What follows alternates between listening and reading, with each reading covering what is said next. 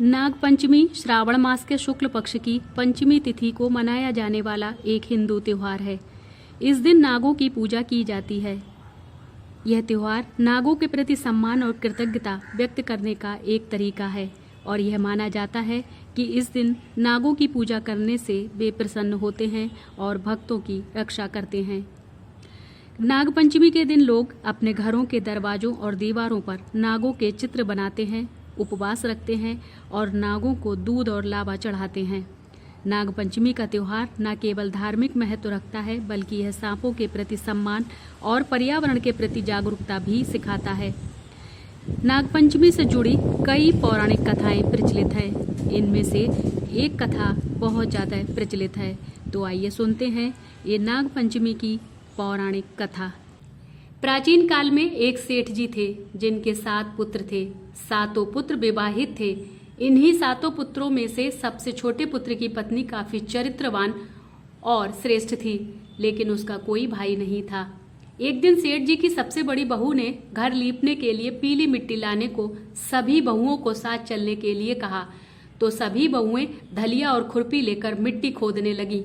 तभी वहां एक सांप निकला। जैसे ही बड़ी बहू ने देखा तो उसे खुरपी से मारने की कोशिश करने लगी। ऐसे में छोटी बहू ने तुरंत उसे सांप मारने से रोका। बड़ी बहू ने सांप को नहीं मारा। सांप उस स्थान से हटकर एक ओर जाकर बैठ गया। फिर छोटी बहू ने सांप से कहा, मैं अभी लौटकर आती हूँ, तुम यहाँ से कहीं मत जाना।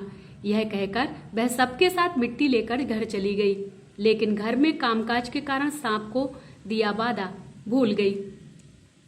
जब छोटी बहू को दूसरे दिन वह बात याद आई तो वह सभी को साथ लेकर वहां पहुंची और सांप उस स्थान पर बैठा देखकर बोली, सर्प भैया नमस्कार। सांप ने कहा, तू भैया कह चुकी है इसलिए तुझे माफ कर देता हूँ, नहीं तो झूठी बात कहने के कारण तुझे डस लेता।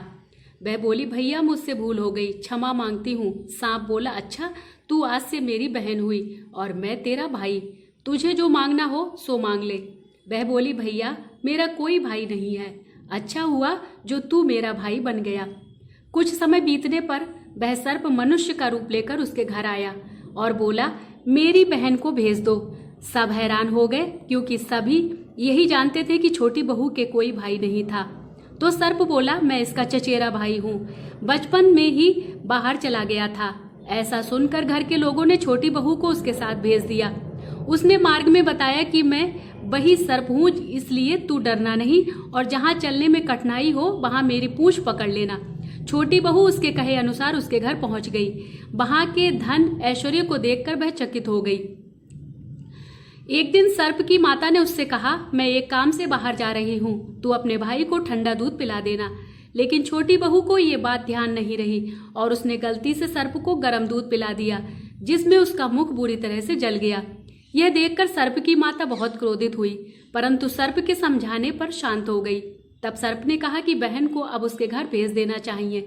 तब सर्प और उसके पिता ने उसे बहुत सा सोना, चांदी, जवाहरात, वस्त्र, आभूषण आदि देकर उसके घर पहुंचा दिया। इतना ढेर सारा धन देखकर बड़ी बहू ने ईर्ष्या से कहा, तेरा भाई तो बड़ा धनवान है, तुझे तो उससे और भी धन लाना चाहिए था। सर्प ने यह वचन सुना तो सब वस्तुएं सोने की लाकर दे दी। यह देखकर बड़ी बहू ने कहा, इन्हें झाड़ने की झाड़ू भी सोने की होनी चाहिए। तब सर्प ने झाड़ू भी सोने की लाकर रख दी। सर्प ने छोटी बहू को हीरा मणियों का एक अद्भुत हार दिया था। उसकी प्रशंसा उस देश की रानी ने भी सुनी और वह राजा से बोली कि सेठ की छोटी बहू का हार यहाँ आना चाहिए। राजा ने मंत्री को हुक्म दिया कि उससे वह हार लेकर शीघ्र उपस्थित हो। मंत्री ने सेठ जी से जाकर कहा कि महारानी जी छोटी बहू का हार पहनेंगी, वह उससे लेकर मुझे दे दो। सेठ जी ने डर के कारण छोटी बहू से हार मंगाकर दे दिया। छोटी बहू को यह बात बहुत बुरी लगी। उसने अपने भाई सर्प को याद किया और आने पर प्रार्थना की, भैया रानी ने हार छीन लिया है, तुम कुछ ऐसा करो कि जब वह हार उसके गले में रहे तब तक के लिए सर्प बन जाए और जब वह मुझे लौटा दे तब हीरों और मणियों का हो जाए। सर्प ने ठीक वैसा ही किया। जैसे ही रानी ने हार पहना वैसे ही वह सर्प बन गया। यह देखकर रानी चीख पड़ी और रोने लगी। यह देखकर राजा ने सेठ के पास खबर भेजी कि छोटी बहू को तुरंत भेजो। सेठ जी डर गए कि राजा ना जाने क्या करेगा।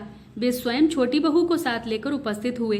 राजा ने छोटी बहू से पूछा, तूने क्या जादू किया है? मैं तुझे दंड दूंगा।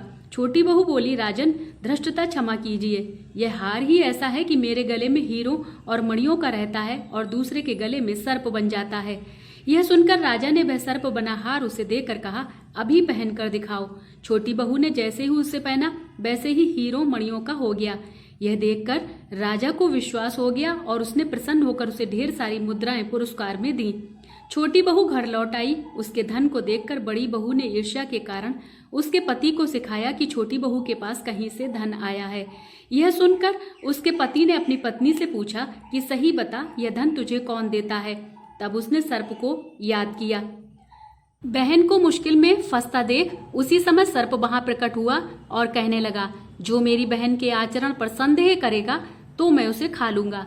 यह सुनकर छोटी बहू का पति प्रसन्न हुआ और उसने सर्प देवता का सत्कार किया। ऐसी मान्यता है कि उसी दिन से नाग पंचमी का त्योहार मनाया जाने लगा और स्त्रियां सर्प को भाई मानकर उसकी पूजा करती हैं। जय श्री कृष्णा। राधे राधे।